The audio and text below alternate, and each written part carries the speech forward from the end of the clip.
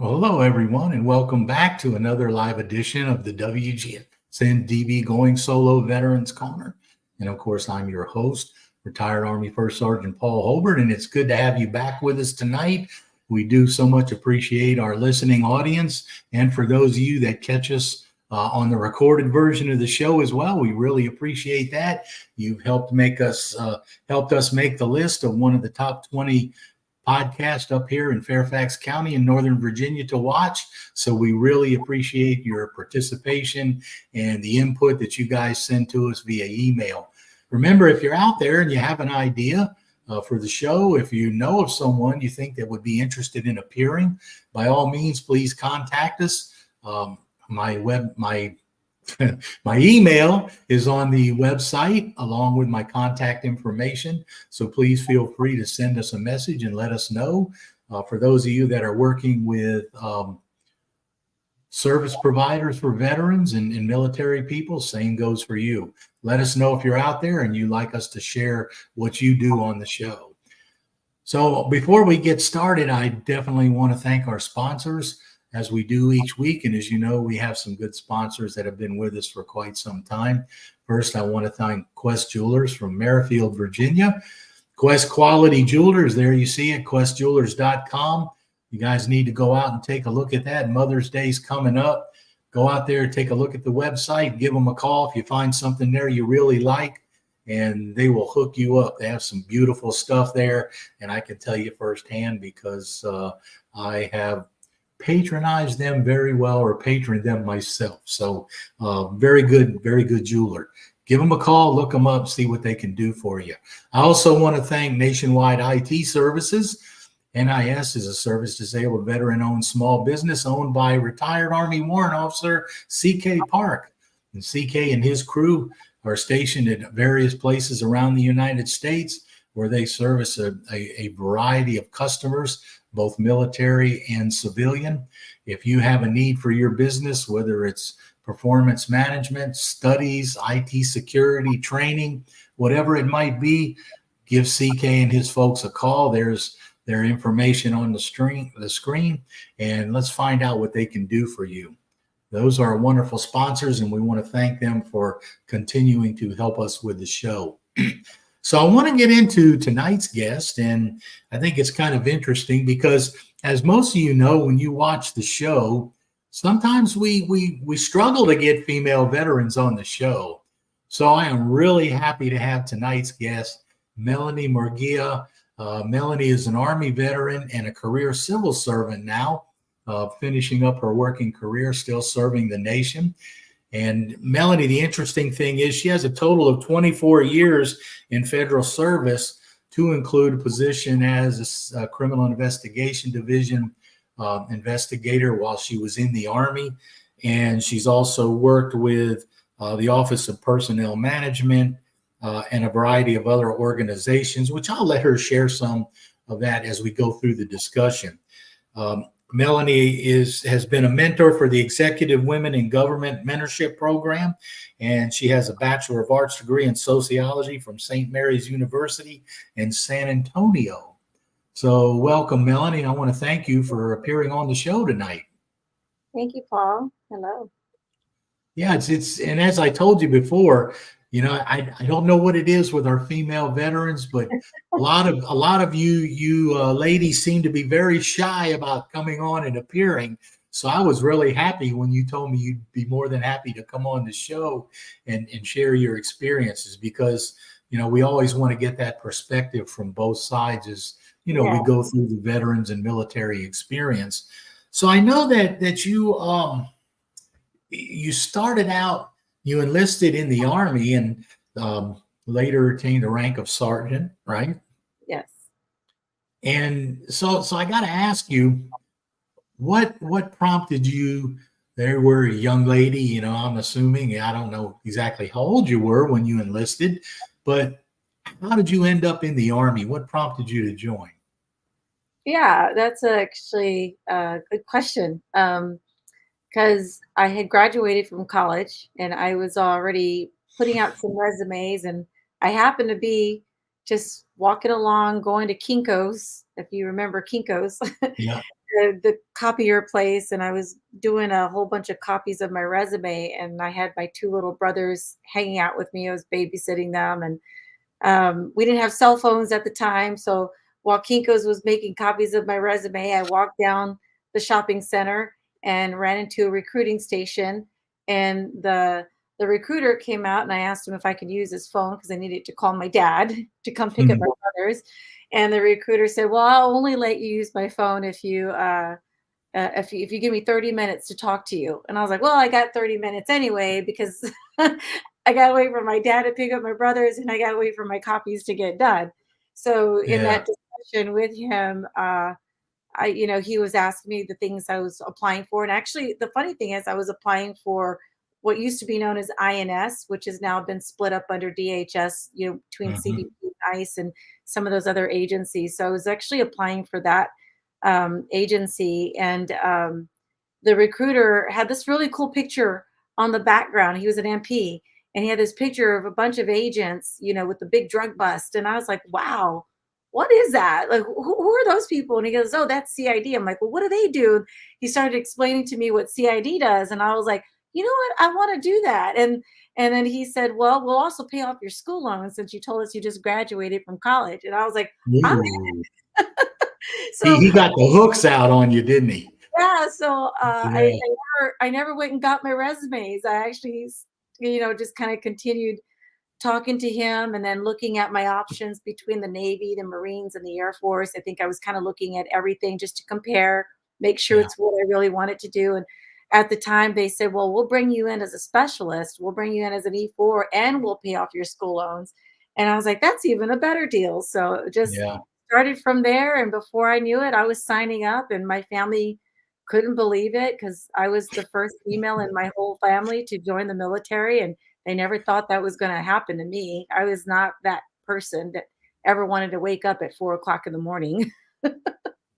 Well, it's kind of funny because your story is pretty unique compared to most of the ones that I've Oh, heard, especially, how the recruiter just put the hooks on you on the yeah, sidewalk there. yeah, And then, but you know what? I can understand because, you being a young I was person like 22 years that, old. just out Yeah, of college, you had college loans, and here this guy's telling you, man, I can give you this job you're interested in, pay yep. off your loans, You'll be so yeah, I mean, I will tell you that I kind of got caught up in that when I first enlisted in 1981. okay. Um, when I went to the MEPS, um, I went over there not sure what MOS I was going to take, and when I came back from MEPS, I walked in. The recruiter picked me up from the bus station, and he says, "Really?" He said, "Fire direction, field artillery." So yeah, and it's because it had a $5,000 enlistment bonus back in Okay. 1981, Well, I and I had, was I yeah, was qualified, yeah, I had a and really good recruiter because he gave me a lot of the ins and outs and the heads up on what to expect when I got to MEPS because he told me at the time, this was back in 1996. So he had told yeah, me at that time, uh, you couldn't go straight into CID. I had to pick another MOS first. yeah, So that ended up being a 71 Delta as a legal specialist, which is now yeah, what they have as a yeah, paralegal. But he says, I would strongly recommend that you go into this job first before you apply and get into CID because it'll show you all the ins and outs of what they have to prepare for court martials. And you'll be working with yeah. attorneys and you'll understand the UCMJ and you'll, be really set up really well, which is great advice. I mean, he actually gave me really good advice and I followed that plan and it worked out. Yeah, I mean, it sounds like you've done really well, and the interesting thing is, you like you said, your family was surprised because you were the first female person to serve from your family. But I understand that your grandfather served in the military as well, and you kind of followed a similar assignment path.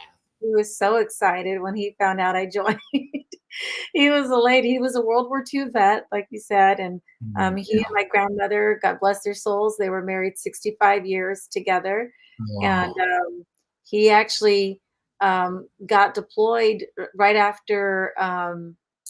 was it right after Pearl Harbor was attacked? It was on the day of his birthday, and he was Wow. at a bar, and he said, "Hey, we're going to war," and they got up and packed their bags and left. And so I loved hearing all his war stories. And then it was interesting because after I was in the military, it turns out that my grandfather and I both served in the same divisions. So when he had been sent to Korea as well, like in the 1960s, he was sent there, and he had the 2ID patch, and he was stationed in South Korea at Camp Stanley. Turns out that I was in the exact same Okay. place. I got stationed at Camp Stanley, and I had the 2ID Oh ID, my gosh. and we both have a picture of ourselves separately, obviously, in our uniforms with the 2ID Yeah. packs. And then he went to Fort Hood, Texas, and then got stationed at the 1st Cavalry Division. And I have a picture of myself at the 1st Cavalry Division in uniform. So we both have like these shared nice uniform pictures with our patches on. And it was just really cool just to bond like that with my grandfather. And he shared a lot of war stories, things that I could never compare to from what he saw. So Yeah. yeah, it took a toll on him for sure. So I have to ask you, Camp Stanley, when you were there, Yeah. did they still have the artillery battalion stationed there, or had they moved out of there by then? It was mostly an airfield when I was there. Okay. Yeah, they had a lot of the helicopters that were out there. I don't remember the airfield. I think they put them in different camps, and I can't remember the name of the camp at the time, but it was somewhere near the DMZ also. Like we were not far from there. Yeah. Yeah, because my tours I had in Korea, I had three. One was all the way up at Camp Pelham, Oh, right up okay. near Moonson, right up by the DMZ. Yeah, I yeah. was in I was in an artillery battalion for along the DMZ, and then I spent an assignment at Camp Casey, Yeah. Mhm. which I'm sure you're in the Second Aviation Battalion that was there. Yeah. And then I moved to Camp Hovey and spent a year in a leg infantry battalion out at Hovey, just on the other side of Casey. So I was kind of like that. Every time I went to Korea, it seemed like somebody had put a stamp on my forehead and went, "This guy goes to 2ID, all three tours." Yeah. But I know you said you enjoyed that tour though, didn't you? I did. I mean, you know, in college I was a sociology major, so it was fun for me to actually really be embedded in a different culture Yeah. and try different foods and learn a different language and be out there studying. Like I got to learn a lot of Hangul. And the funny thing is, years later now, my second daughter, is in the ROTC program at UVA, and she's actually Oh, going to Korea this summer to learn Hangul because she picked that language to also learn. oh, So wow. she's following somewhat in my footsteps, except she got smarter and went to the ROTC program and will be commissioned when she graduates. But yeah, she's loving it. She's excited about it. She's really, again, she's enjoyed the Korean culture as well. So can't wait to talk to her about all our favorite foods and try to figure out if we can make something. Yeah, that's really great. I mean, it's always nice when you have your kids. You kind of see them stepping up and being willing to serve and take responsibility. And I've had three of our four boys spend time, two in the Army and one in the Marines. Oh wow. So yeah, and it's a good feeling to see that your kids are willing to go on with, I don't want to use the term legacy, but to willing to continue the service to the country. Yeah. And I like to think sometimes that maybe we kind of set that example for them. It is good, and you probably did, especially being a female soldier. Yeah, I feel like I did that for my brothers as well, because both of my younger brothers ended up joining, and I Wow. I am 13 years older and 11 years older than my two little brothers. Okay. They pretty much followed in the same footsteps and joined the military as well. So it was nice to see, and that we can all talk and at the table and bond over some stories and stuff that we can share as well. Yeah. Yeah. Well, I can imagine too. They probably looked at you and said, "Hey, we can't let our older sister outdo us here." Um, or They just you thought it probably was you so probably tough. They're like, Yeah. Well, I mean, you probably silently threw the gauntlet down and didn't even realize it Oh, and for sure. set it up. So, Yeah. yeah, that's Yeah, it was great. cool. So Yeah. what did you do when you went to Fort Hood? Well, at Fort Hood, I started off in the as a paralegal. So that's when I Okay. start. My first assignment was at the Division Artillery, and I was the only female soldier Yep. working in that whole division. It was and I was working as a legal specialist. But the really cool thing is that my very first boss was Colonel Raymond Ordierno, and he was ended up later on being a chief of staff for the Bush administration. But great, incredible leader. I think it was really awesome to have this guy be my first influencer as a leader, as a full bird colonel. And I would sit in there and go over all the Article 15s with him and the chapters with him, and it was really awesome to have him, as a E4 coming right out, AIT and going straight in. He would Yeah. have me go to his office and talk about all the Article 15s, but he would ask me my input on the UCMJ actions. Yeah. He's really good about, making sure, hey, you know what, how would how would you see this person who just committed, this violation of the UCMJ? Should I take away his rank? Should I take away their pay? Should I do this? Should I do that? I'm like, well, I think that's a little bit too harsh, sir. Maybe we should lean over this way a little bit more. And he would Yeah. really take a lot of my advice, and I really appreciated that. Even though he was a full board colonel, that he really appreciated the input that his experts, that his subject matter experts could offer to him. And that was my first real, I think, experience seeing a leader that didn't have to call all the shots and didn't have to rule, with the gavel. He was a very fair person, and I really appreciated his leadership. Well, I think you kind of hit the nail on the head there. When you go in the military, I had several leaders during my career, and I was in about 21 years that really made an impression on me as well.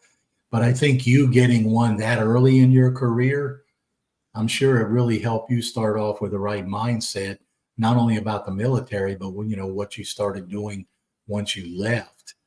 Yeah, And so sure. I want to ask you, so how long were you in the military? How many years were you 6 years. in? Okay. 6 years. So what told you it was time to move on? Was there something in particular, or how did you make that decision? Yeah, I think, there was a lot of contributing factors to that one.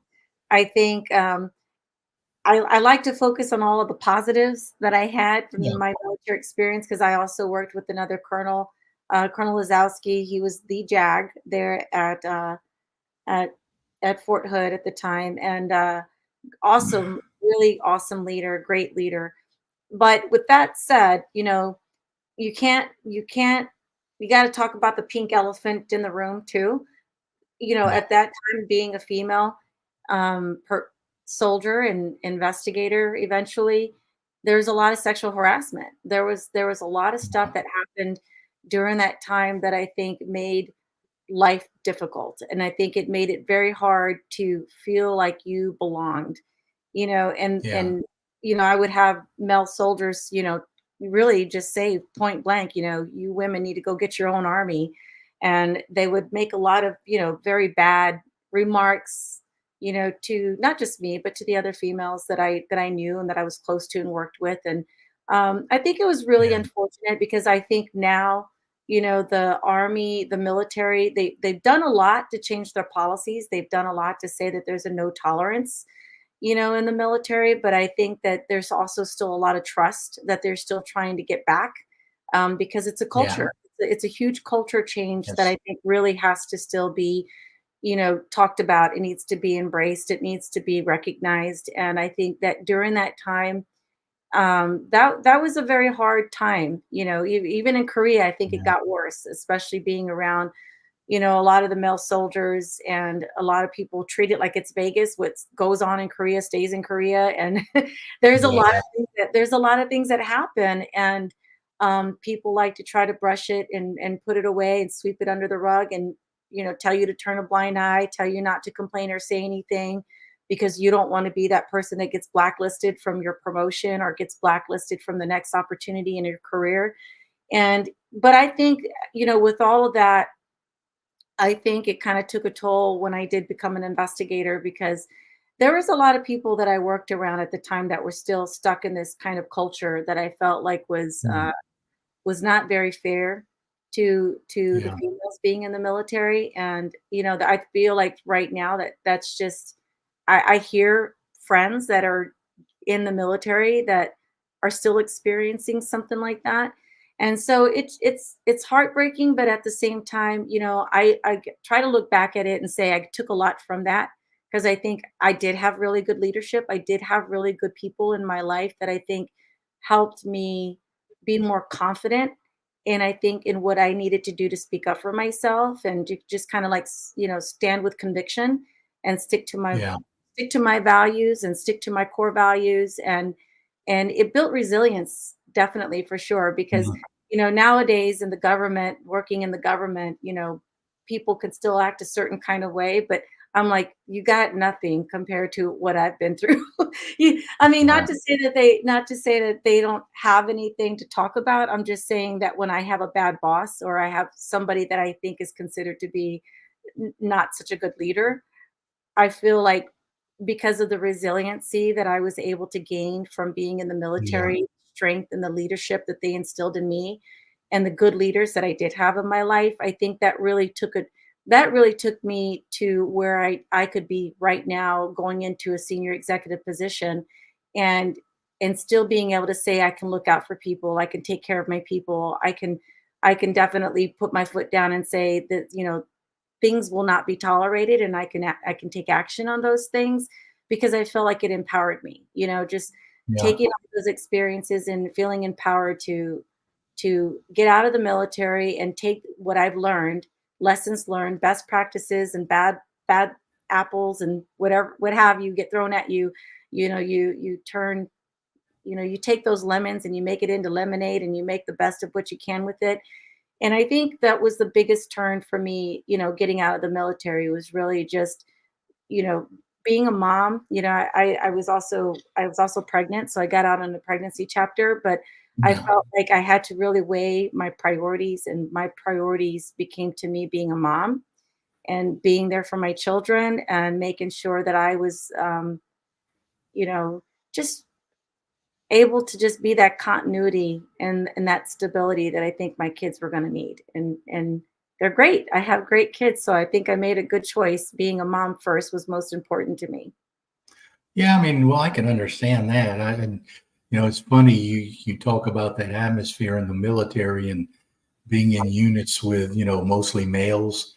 For Yeah. me, it was kind of a turnaround because I spent most of my young career in combat arms units. And it wasn't until I became a first sergeant in Germany where they made me the first sergeant of a headquarters company for a signal battalion that I had female soldiers. So my first experience with female soldiers, and I believe there was about 32 of them out of the 135 person company, um, was my first experience. I was a first sergeant. So Hmm. I kind of got hit hard from the other side there, with Yeah. that experience as well. So It was a I culture can, shock for you too. yeah, I mean, it really was, but I can definitely understand, what you're talking about. What I want to do though, Melanie, is we're going to take a short break here.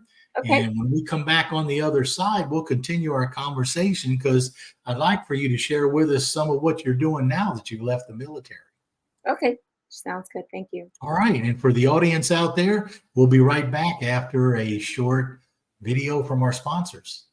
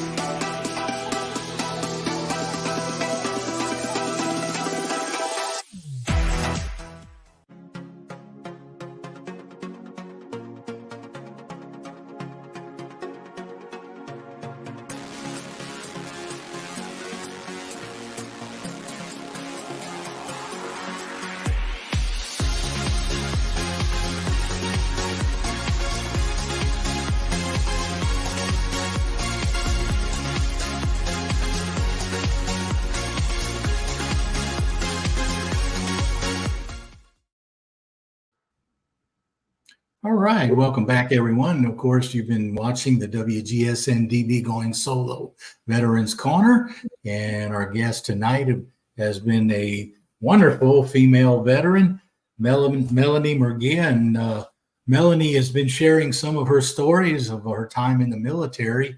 But I know, Melanie, that you are also now you've continued your career of service with the government, and kind of, if you would, share with us what happened with that transition. How did you make that transition from the military into the civil service? Yeah, it was interesting because it was after 9/11. So obviously there was a lot of big changes that were happening at that time.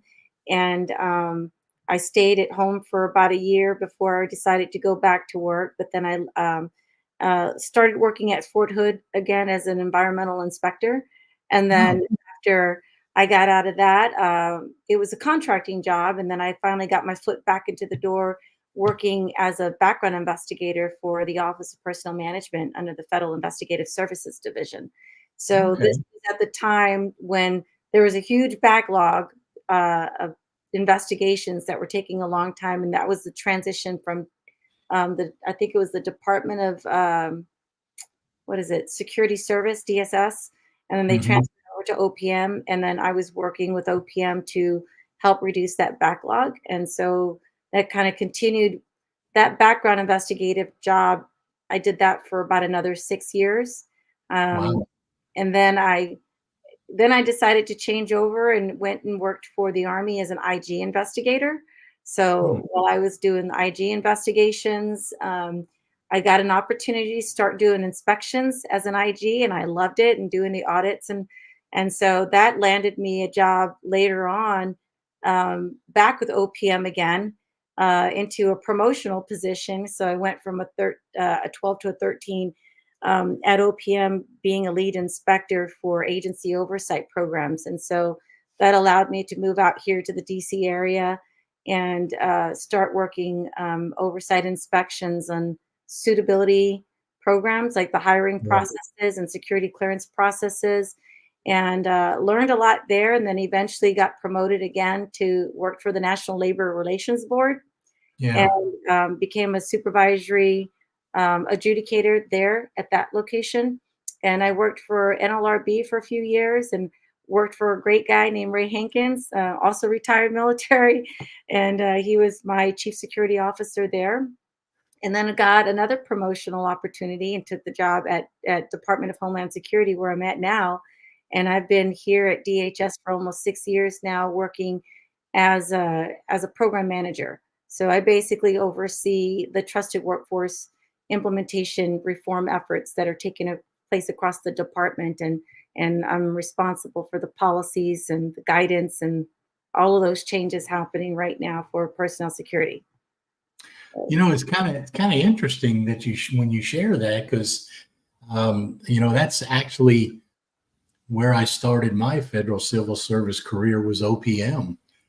I had Oh, also spent about a year as a contractor yeah. and got hired by OPM as a program analyst and a management analyst and financial specialist, and then morphed my way into government contracts, and then moved my way around like you did through several agencies, Yeah, yeah. and finally ended up was closer to the end of my career. I was a division director at CBP, which is, of course, part of DHS. Yeah, yeah. So you and I were, in fact, it's a good possibility.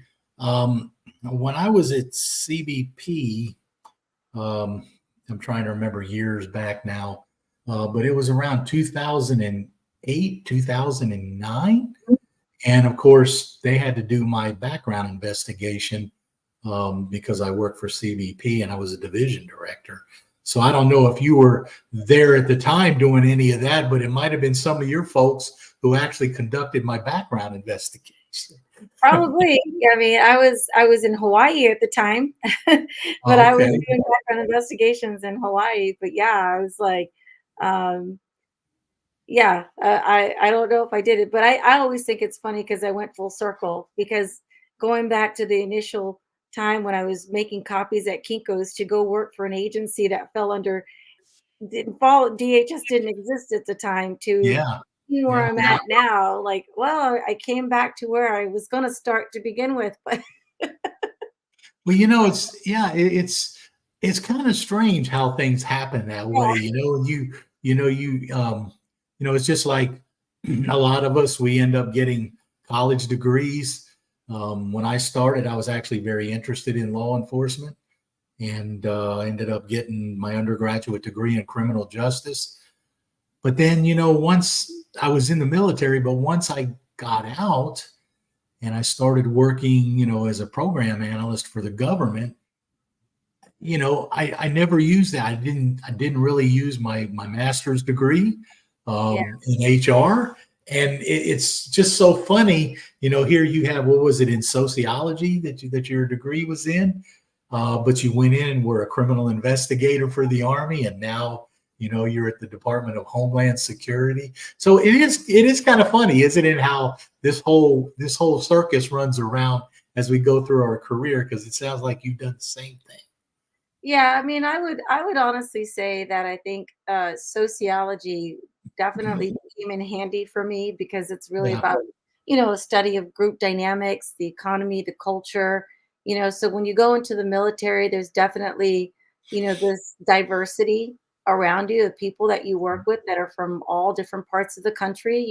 Including the Dominican Republic and Puerto Rico, and I'm Mexican American from my heritage, but it was just it was surprising to see how many different ways people could speak Spanish because I had never been introduced to so many ways of people speaking Spanish. But it was enlightening. It was very enlightening, and I yeah, loved it and embraced it. And then met Samoan people and Guamanian people, and just people from all around. And I think that was always a very fun part of understanding the things that I studied in sociology and how it became so applicable to my career. Because even when you're studying group dynamics, like for example, growing a program, and you have a program that starts off with two people that now ends up being like 21 people, and you're yeah, responsible for all of them. And you see the group dynamics change because you see the different personalities and the different ways that people communicate. And it's really helped me, I think, throughout, including my time in the military, but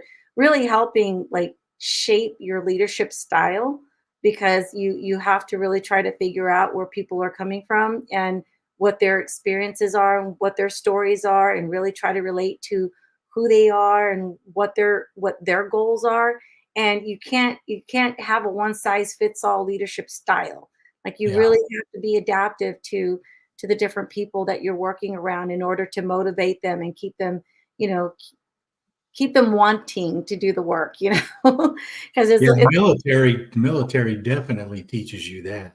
yeah, yeah, Yeah, most definitely. yeah, you take a lot of that combined, from, having a good background, and again, like just the things that I got to study. I think I enjoyed it so much that I think everything that I've done through my career, I've always enjoyed. The best part for me was really just being able to lead people. Like, I've always enjoyed that. I think even when I was in the military and I had people, that I was responsible for, that, for example, were on an overweight, you know, and they were on an overweight program, and I would work with them and get their nutrition going. And I was like, okay, we're going to do PT in the morning, and then I'm going to get off of work, and then we're going to meet at the gym, and then I'm going to work you out on the bleachers, and we're going to, like, I loved always helping people and always, developing them, and taking them in, and doing what I can to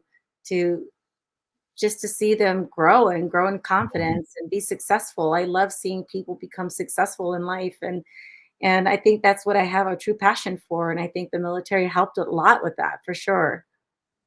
So let me ask you this: you're going to be winding down your second career here in another few years. What is Melanie going to want to do once she's done? She's retired. What are you going to look forward to doing? I tell you what I always tell my husband, I'm gonna open up my own wine bar, and then you could throw that into one of your commercials. Ah, okay, all right. There you go. I want to have a wine bar. I don't know why. I've always dreamed of having a wine bar, but we'll see if that happens. Well, you know what? I will tell you, up in this area, this is Yeah, definitely a place to do it. yeah, yeah. Because there are a lot of them that open, and so many of them are successful. Because I always tell my wife, quite frankly, it looks like as we go out and about places, people tend to spend most of their their off time hours, or at least their dollars, either out drinking or eating. Because every time you go to a wine bar or a restaurant or something, it is packed up all along here. And I Yeah. told her, I said, you know, if you got some decent food, if you open up a place, you're probably going to make some money. So yeah, I'm sure it's definitely be doable for you if that's what you Well, want. I So have what? some memberships of my own, so Yeah. So what does your husband think about that? um, he doesn't think that's considered retiring. Yeah. Yeah. It's Yeah. like, You know still, what? I've had a couple of people tell me too, you know, as a disabled veteran, you know, Paul, you ought to go out now and open up your own business. And I'm thinking to myself, no, 43 years between the military and civil service. You know, here I'm getting ready to turn 65, and now I want to open up a business. No, I want to retire, you know? So yeah, I guess it's all in the way you look at it, isn't it? yeah, I think it's because I'm doing something. I feel like I would be doing something that I Yeah. think I'm that I just think is fun. It's Yeah. not, it's y- you're kind of calling your own shots, and you get to put your dreams together and put how you envision something to look like, and see it come to fruition. I think would be really awesome to feel. I think it would feel very rewarding, but I don't see myself not working for a long time. Like I don't see myself doing that. I like to Well, work. yeah, I mean, I kind of went through that myself before I made the decision to retire, you know, and talked it over with my wife. And, you know, and now I look at it like, you know, I'm going to be doing some volunteer work at the Army Museum out near Fort Belvoir. Yeah, We've got a small one here in Manassas that, you know, I can volunteer to work at. You know, I've got the show here that I do. So there's plenty to do that I enjoy doing. yeah, Um, exactly. you just gotta like this. You just gotta find that niche, I think, is what it is. Yeah, So exactly. let me ask you this: as we get ready to close the show, and you shared some good information with us, some of your experiences. So, if you had one message that you would like to share with the audience, either from your experiences or you know what you're doing now or anything like, what would that message be? What would you share? I think I definitely would say that the military was my catapult into where I'm at today, regardless of the ups and downs and the goods and the bads. You're going to get that wherever you go. It doesn't matter what job you take, whether it's private sector, government, or military, whatever, what have you. You're going to have those moments, but I think it's always going to be about building your resilience and keeping your eyes focused on your faith, and and have a good strong foundation of faith and core values that you can hold on to, that are going to carry you through life no matter what you encounter. I think that's what I learned from the military. So you felt the military gave you that good start in life to get you where you wanted to be. Oh yeah, for sure. For sure. You know, it's interesting. That's an interesting thought because we've actually had several of our other veteran guests kind of relay something along those lines of what how much they thought the military had done for them. Mhm. And so if anyone out there was considering, you know, spending time in the military or wondering, you know, they were talking about how much it had done for them. And I know it did the same thing for me. So I can definitely identify with what you're saying. Yeah, and you got to really identify the good leaders. You got to like I said, you take the good with the bad, but you identify the really good leaders, and you really embrace what they're there to teach you, and how you look out for people, and they're going to look out for you. And I think that was one of the big takeaways as well. Yeah. All right. Well, Melanie, I have to tell you, it's been great to have you on the show. I am always don't have anything against our male veterans, but I am always happy to have a female veteran on the show and get your perspective on things and have you share your story. And I want to thank you so much for taking the time to spend with us this evening. Yeah. Thank you. I appreciate the time, Paul. Thanks for having me. I really enjoyed this. All right. And for those of you out there in our audience, as you know, as we close the show, normally we will provide information that you can find on the Going Solo website on my page for the show. And tonight I want to share with you our veterans info, drugwatch.com. Interestingly enough, this was sent in by one of our listeners to the show. And when you go on there and look, I got to tell you, they provide you a lot of information about veterans' health issues and veterans' health support. So while it says drugwatch.com, it's /health/veterans. Go on there. I encourage you to go on there and take a look. There's a lot of good information out there about what the VA has and what they've been doing, programs available for veterans in need of help or having health issues. So I encourage you to take a look at the drugwatch.com and see if there's something out there that'll be useful to you. And I want to thank all of our audience for joining us this evening and our guest tonight. It's been great to have you. Don't forget, veterans, we honor you, we appreciate you, and we thank you for your service, and we hope to see you on the next show.